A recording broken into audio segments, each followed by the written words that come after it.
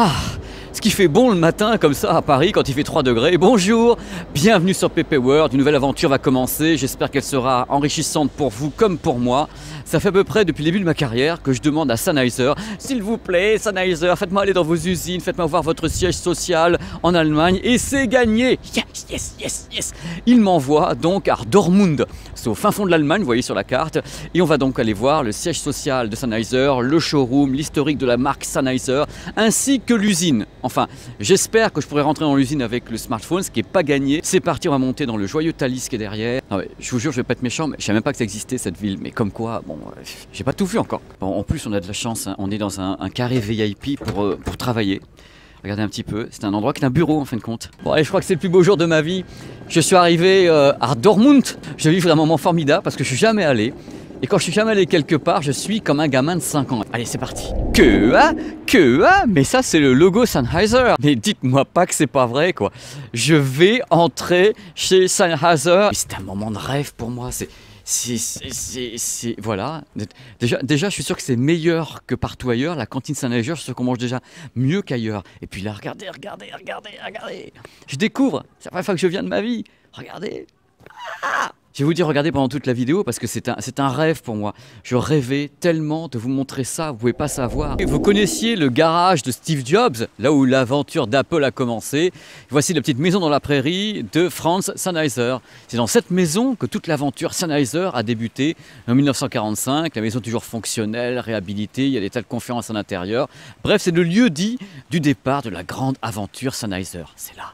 C'est parti, vous allez tout savoir sur Sennheiser. Si vous possédez un casque ou un micro Sennheiser, c'est à cause de ce monsieur qui est ici. Fritz Sennheiser, 1945, il a fondé la boîte. Son premier produit n'a pas du tout été un micro ni un casque. Son premier produit, ça a été ceci. Un matériel qui permet de tester, entre guillemets, les lignes téléphoniques et les lignes électriques. Et après, juste après, un an après, il a conçu le premier microphone qui est ici, qui ne trouvait pas terrible. Donc il a construit un deuxième microphone une année après, qui est ici. Une entreprise, c'est une histoire. Vous allez voir des dates apparaître devant vous. 57, 64, 68, c'est l'historique de Sennheiser. Alors je vais essayer de dégager les moments forts de toute cette histoire, avec en même temps les matériels qui, à mon sens, ont marqué l'histoire de Sennheiser. 1947, regardez un petit peu le bestiau, premier micro. Produit ici par Sennheiser, il s'appelle le DM2. On passe en 1954 avec une sorte de perche, regardez un petit peu la perche qui est là. MD82, un micro tout à fait directionnel, un produit qui était utilisé surtout à la demande des broadcasters en télé. Le premier micro wireless signé Sennheiser. Et nous sommes, tenez-vous bien, en 1957. Micro super emblématique pour Sennheiser, nous sommes en 1971, le MD441. On le voit dans tous les scopitones de l'INA et autres, des gens qui tiennent ce micro absolument incroyable, qui est un micro de studio, avec un son qui était déjà très évolué à l'époque. Objet de culte total, hein. 1988, le HD25. Un casque qui est juste légendaire, développé pour les professionnels, pour les DJ, pour la production, pour tous les preneurs de son dans le monde entier. Et c'est une des plus fortes ventes de Sennheiser. Et là, c'est le secteur donc professionnel, avec donc les micros, l'historique de tout le secteur pro. Moi, j'ai travaillé avec pas mal de ces matériels, notamment les micro-cravates à Canal+, quand j'étais à Canal, on bossait vraiment avec du Sennheiser à 150%. Parce que Sennheiser est très puissant en secteur pro, pour équiper en matériel toutes les télés, les radios. C'est vraiment une marque légendaire, dans tous les sens du terme. Ils ont réussi à avoir en même temps un secteur professionnel très puissant et adapter les technologies professionnelles à des modèles grand public. Et c'est là leur force. Quand on pense à Sennheiser, on pense quelquefois à Orpheus. Orpheus, c'est ceci. Un ampli à lampe avec un casque électrostatique. Mais il faut savoir que Orpheus est né en 1991, sous la référence de HEV 90. C'est du délire complet. À l'époque, il y avait 300 unités par an qui étaient donc produites par Sennheiser. Et aujourd'hui, bien sûr, le système est encore en vente. Il a évolué au niveau technique, au niveau design, et maintenant en vente à 60 000 € en Europe. Et dans le monde entier, d'ailleurs. Ça reste un monument technique, un monument d'exception. L'ampli à tube a été conçu pour fonctionner, enfin motiver le casque électrostatique.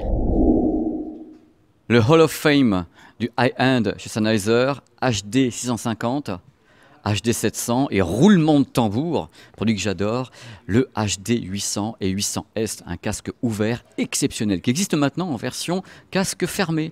Le voici, le voilà, c'est le HD 820. Qui a fait beaucoup parler de lui récemment, hein, et que je testerai certainement, je pense, sur cette chaîne dès que j'aurai un petit moment. Et bien sûr, la raison de ma présence ici en Allemagne avec Sennheiser, c'est la barre de son en bio. Donc vous avez la vidéo sur cette chaîne qui est vraiment une création absolument dingue, originale. C'est la première fois qu'ils font ça. Et je peux vous garantir que cette barre de son, quand elle est en route et qu'elle développe un son en Dolby Atmos, on cherche les enceintes dans la pièce. Tout le monde est là en disant mais c'est pas possible, elles sont planquées quelque part. Il y a des gens qui viennent chercher le caisson de grave ici. Ils disent ah mais il y a peut-être qu'il y a un caisson de grave ici, peut-être qu'il y a un boomer coincé dans le coin, peut-être qu'il y a des enceintes en haut. Non, même pas. Il n'y a rien du tout. C'est vraiment la barre de son qui balance le son de tous les côtés en utilisant bien sûr la réflexion des murs. Et là c'est carrément une pièce qui n'est même pas une pièce calibrée. C'est un hôtel en haut dans une grande chambre. Ils ont juste mis le téléviseur, la barre de son en bio, ils balancent ça et les gens sont sciés.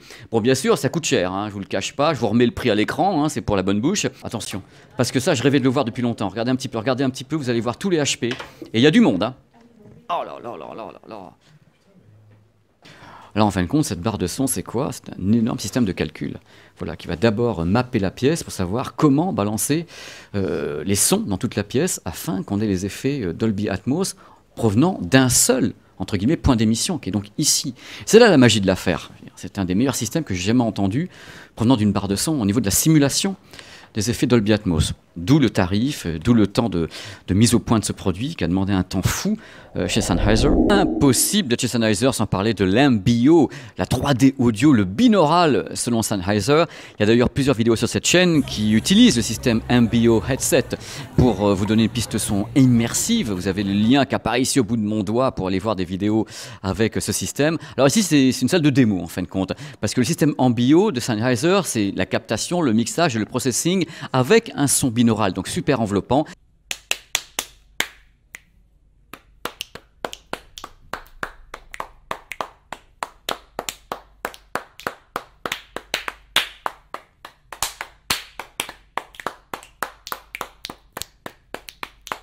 Pour info, on en avait déjà parlé sur cette chaîne, voici le micro professionnel de capture de son en binaural. Vous voyez les capsules ici.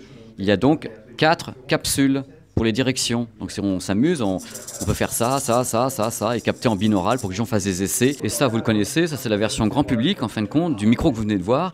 C'est le MBO Smart Headset, MBO, que j'utilise personnellement depuis plus d'1 an pour filmer des vidéos avec un son binaural. Il faut savoir que la technologie binaurale n'est pas nouvelle, mais Sennheiser l'a remise au goût du jour, notamment avec la poussée de tous les côtés du Dolby Atmos, de l'Euro 3D. On commence vraiment à parler de son immersif, réel, naturel. Et le binaural, c'est franchement intéressant, c'est assez surprenant à l'oreille. Et par ailleurs, Sennheiser insiste beaucoup sur le fait que l'MBO a été développé en collaboration avec Dolby Laboratories, ainsi qu'avec les investigateurs de l'Euro 3D. On sent que c'est une mouvance, en fin de compte, de ce son 3D très immersif, hyper enveloppant, parce que ce qu'on a dans les salles de cinéma, avec justement tous les systèmes DTS-X et Dolby Atmos.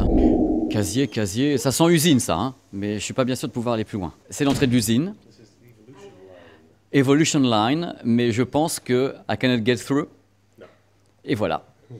Je vais être obligé de faire ça, regarde, là, et je peux pas faire plus que ça. Un champ de micro qui est ici, regardez.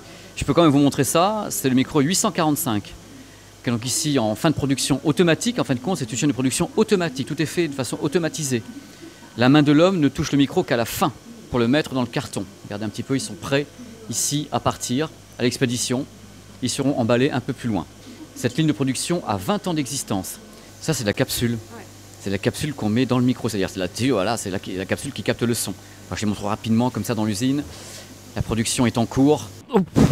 Oh mais quel bonheur, mais quel bonheur. Cette vidéo est terminée, j'ai fait ce que j'ai pu. Je suis très heureux d'avoir fait cette vidéo, j'ai pas vu tout ce que je voulais.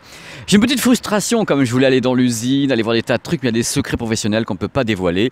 Donc les gens de Sennheiser m'ont dit oui, t'es gentil, t'as plein de cheveux, t'es sympa, t'es jeune, mais tu ne peux pas entrer dans l'usine avec ta super caméra parce que voilà, on protège notre industrie, nos machines et autres. Je comprends. J'espère que ça vous a plu quand même, que vous avez appris des telles choses sur Sennheiser, sur l'histoire de Sennheiser. Je vous embrasse, je vous dis à très très vite sur cette chaîne YouTube. Amusez-vous surtout, amusez-vous à fond. Soyez geek, soyez vous-même. Allez, des bisous. Ciao.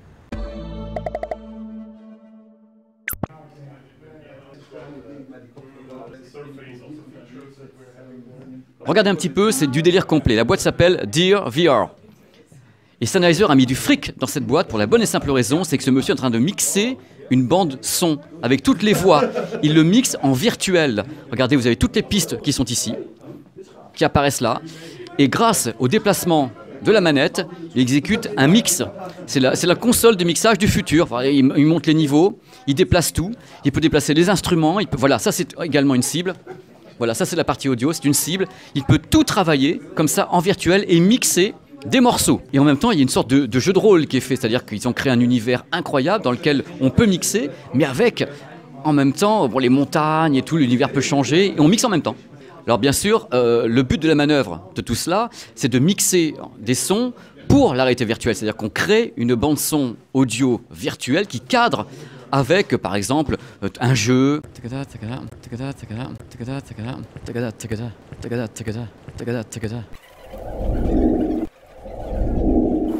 Coucou. Ah oui, mais il faut au moins ça. J'ai des petites oreilles, mais il me faut beaucoup de musique, moi. Et très fort. Et là, si t'aimes le matos, il faut pas venir parce que je pense que là, ah ouais, tout est en vente en plus à des prix, c'est les prix normaux. Merde. C'est même pas les tarifs spéciaux. Merde.